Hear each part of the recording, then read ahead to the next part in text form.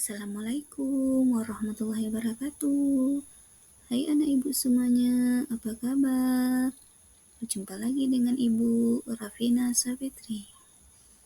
Kita akan belajar tentang kisah perjalanan hijrah Nabi Muhammad SAW ke Madinah. Bagaimana kabar anak ibu semuanya? Alhamdulillah sehat ya nak ya. Semangat, harus bisa semangat ya nak ya. Nah, sebelum kita belajar, angka baiknya kita membaca doa sebelum belajar. Yuk anak ibu semuanya, kita baca doa sama-sama ya nak ya. Doa sebelum belajar. Bismillahirrahmanirrahim. Raditu billahi rabba wa bil islami dina wa bi muhammadin nabiyya wa rasula. Rabbi rizikni ilman wa razukni fahman. Amin. Nah, selesai kita membaca doa, langkah baiknya kita mengetahui dulu apa itu tujuan pembelajaran hari ini.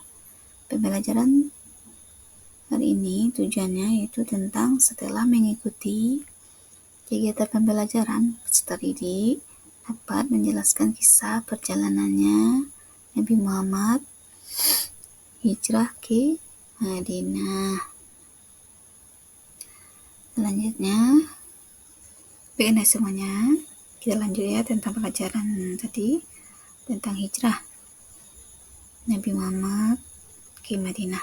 Yang mana hijrah itu nah ibu? Hijrah secara bahasa berasal dari bahasa Arab yang mana ajaru yuhajiru muhajarotan wa hijrotan, di mana kata ini berasal dari akar kata hajaru atau hajuru hajron yang bermakna meninggalkan, yang artinya at-tarku yang berpaling, al-iroda memutuskan, al-qodhu dan menahan, al-mad'u yaitu hijrah dengan mengasrokan huruf H adalah meninggalkan suatu negeri menuju ke negara yang lain, di mana jika hal itu dilakukan dalam rangka mendekatkan diri kepada Allah, maka hijrah kita ini disebut dengan hijrah syariah. Nah, itulah yang disebut dengan kata hijrah. Selanjutnya, nah yang pertama anak ibu, Ali bin Abi Thalib menempati tempat tidur Nabi Muhammad SAW. Itu ketika Nabi Muhammad hijrah ya. Nah, yang mana kaum muhajirin terpukul pada saat itu dengan kesuksesan dari banyak sahabat Nabi Muhammad yang berhijrah ke mana? Itu ke Madinah. Agar dapat membangun sebuah komunitas, Muslim berpaling tenang, atau Muslim itu paling tenang sambil dakwah. Karena itulah mereka memutuskan agar dapat mencelakai Rasulullah. Mereka memilih dari kelompok kaum muhajirin pemuda-muda yang sangat tangguh, lalu mencelakai Nabi bersama-sama. Tujuannya apa? Di sini tujuannya supaya apa? Itu tujuannya supaya tugas tidak ditanggung oleh satu maupun dua suku. Maka itu keluarga besar Nabi Muhammad tidak akan bisa melawan.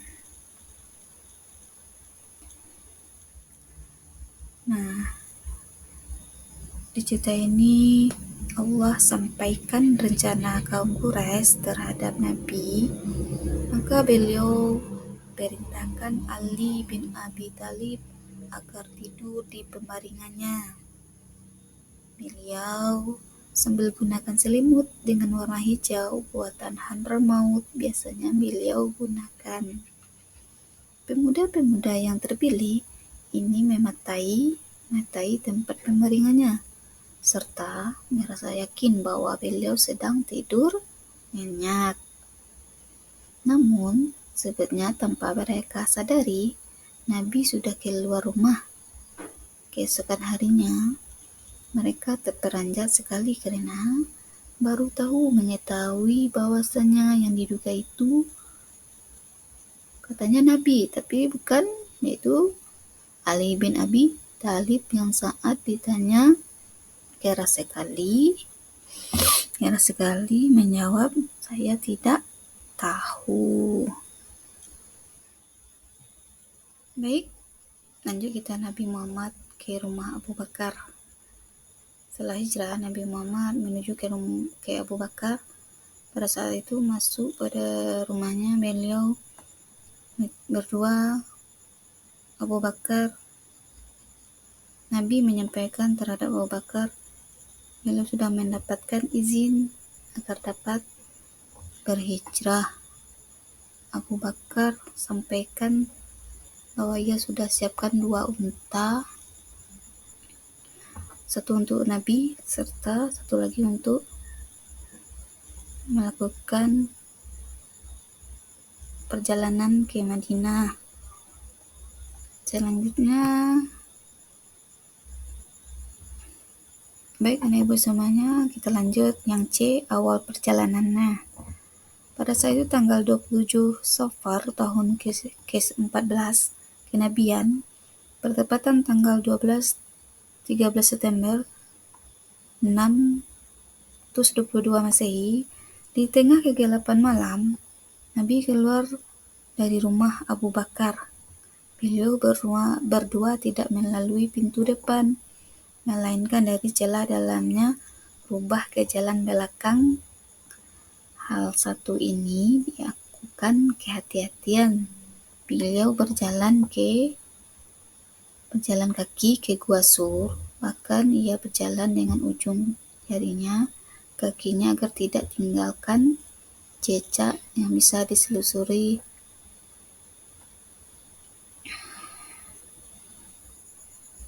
Selanjutnya di dalam Gua Sur lagi. Cerita di dalam Gua Sur, sebelum masuk gua, Abu Bakar masuk dahulu, periksa jangan sampai terdapat sesuatu yang membahayakan Nabi. Serta sesudah semuanya aman, maka Abu Bakar persilakan beliau untuk masuk agar beristirahat. Pada 3 malam lamanya, Nabi bersama Abu Bakar ini di dalam gua malam Jumat, Sabtu, serta Ahad. Setiap malamnya datang ke sana. Putra Abu Bakar yang bernama Abdullah, agar dapat disampaikan perkembangan terjadi di Mekah. Kemudian kembali lagi setiap subuh lakukan aktivitasnya di Mekah supaya tidak dicurigai.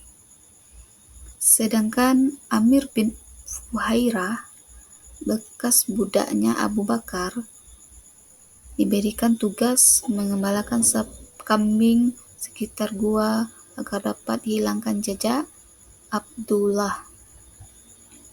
Di malam harinya ia memeras susu kambing gemalanya agar dapat diminum Nabi Muhammad dengan Abu Bakar. Selanjutnya perjalanan ke Madinah. Pada saat perjalanan ke Madinah,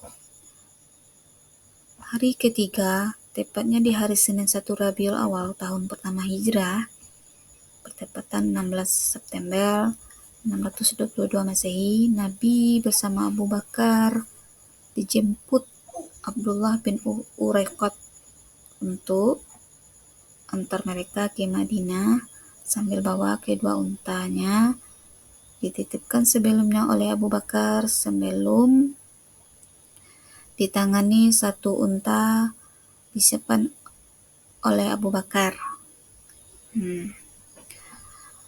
Nabi berkata tidak akan menunggangi unta bukan miliknya. Abu Bakar berkata, "Ini hadiah untukmu," katanya. Nabi bersikeras menolak sambil bertanya, Berapa harganya? Karena dengan desakan Nabi Abu Bakar sampaikan harga serta setuju untuk dibayar oleh beliau. Selanjutnya Yasrib menjadi Madinah. Ketika Nabi Muhammad disambut dengan baik oleh penduduk Yasrib, sehingga dakwah Islam yang dilakukan pun berjalan jauh lebih mudah. Setelah hijrah, Nabi Muhammad menggantikan nama Yasrib menjadi Madinah yang berasal dari kata Al-Madinah Al-Munawwarah yang berarti itu kota bercahaya.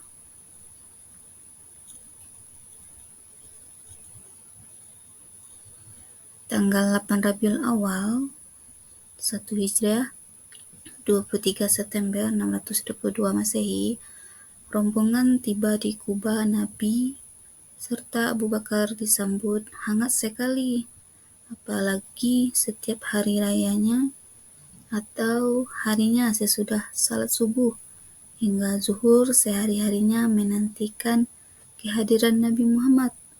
Penduduk Madinah mendengarkan Nabi Muhammad SAW di Kuba juga terus berdatangan menyambut beliau. Nabi Muhammad di Kuba dianggap selama hari Senin, Selasa, Rabu, serta Kamis. Di tempat itu beliau bangun masjid Kubanya. Nabi Muhammad tiba di Madinah, beliau disambut meriah sekali, baik di jalan maupun dari atas rumah-rumah. Masyarakat, di antaranya para wanita, mengeluh-elukan beliau, beramai syair mengharumkan. Salah satunya sangat terkenal, semua menginginkan karena Nabi Muhammad tinggal di rumahnya. Mereka pun menarik sendal untanya supaya Nabi Muhammad sudi tetap beliau berkata, biarkanlah saja untanya berjalan. Kata perintahnya, unta lalu berhenti duduk di Masjid Nabawi. Kemudian ia bangkit serta berjalan kembali beberapa langkah sambil menoleh ke serta ke kanan, lalu kembalilah lagi ke lokasi semulanya. Baiklah anak ibu semuanya, sampai di sini dulu pelajaran kita. Semoga bermanfaat untuk anak ibu. Ibu akhiri, wabillahi taufiq wal hidayah. Assalamualaikum warahmatullahi wabarakatuh.